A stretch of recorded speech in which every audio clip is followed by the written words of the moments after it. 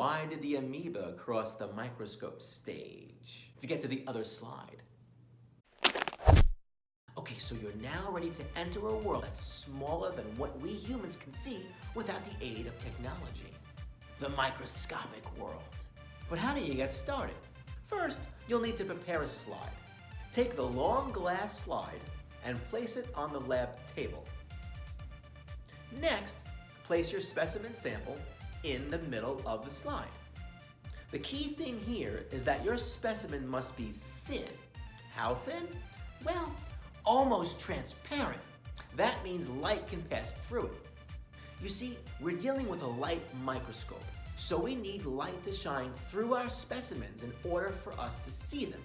A thin section of a leaf, a piece of newspaper, an onion skin, or even the scrapings of your inner cheek cells would all make great examples for us to prepare. Now, place 1 drop of water onto the specimen. This will act as a glue to secure the plastic cover slip, this square piece here, that will also protect your specimen from the microscope lenses. Okay, now that you've made your slide, place it on the stage. Make sure the body tube is all the way up. This way, you will avoid scratching these expensive objective lenses. Swivel the revolving nose piece until the low-power objective lens is directly over the stage. You should hear and feel a tiny click to let you know that it's all lined up. Now, make sure your microscope is turned on. You should now see a plain white circle when looking through the eyepiece. Now, while looking at the side of your microscope, slowly use the coarse adjustment knob and lower the body tube so that it comes close to your specimen. Keep on checking to see if you see a blurry image with the eyepiece.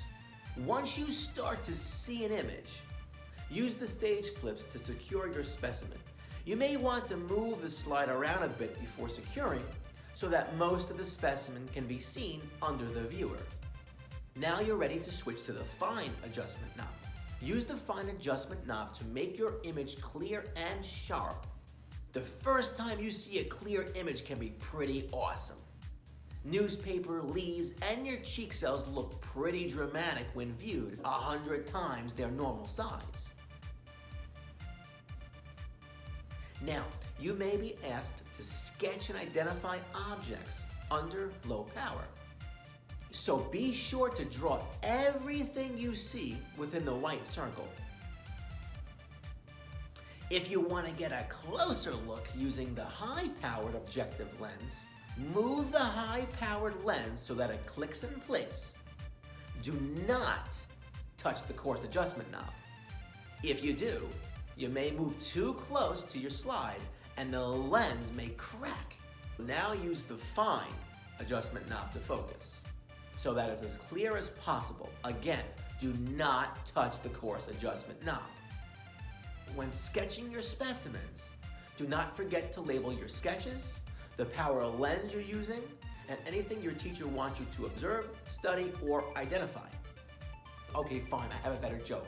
Why did the amoeba cross the road? It was time to split.